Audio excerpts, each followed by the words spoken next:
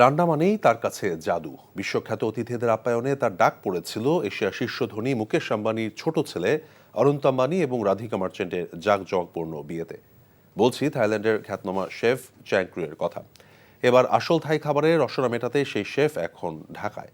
নিজের হাতের জাদুতে তৈরি মজাদার সব থাই খাবার তুলে দেবেন ভোজন বিলাসীদের পাতে। আরও জানাচ্ছেন জাহিদুর রহমান। রাজধানীর ৫ তারকা প্যান প্যাসিফিক সোনারগাঁও হোটেলের হেসেলে রান্নার পর ডেকোরেশন নিয়েই মেতেছিলেন চ্যাং ক্রুং থানা।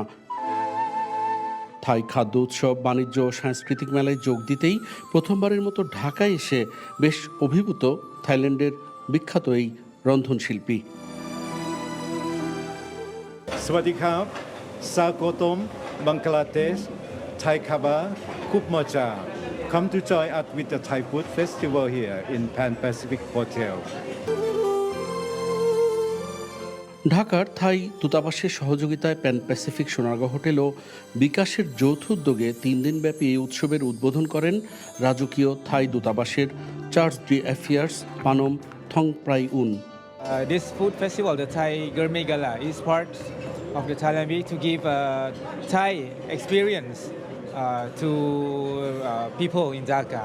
যারা আমাদের থাই ট্রেড ফেয়ারে আসবেন, যেটা আমাদের গ্র্যান্ড বলরুমে অনুষ্ঠিত হচ্ছে একই সময়, সেখানে আসলেও যাতে থাই ফুডের স্বাদটা গ্রহণ করতে পারেন, সেই জন্যই আজকে আমাদের এই প্রয়াস।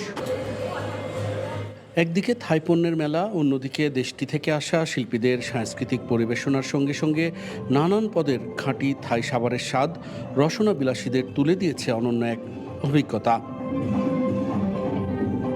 মেলা চলবে আগামী 12 জুলাই পর্যন্ত।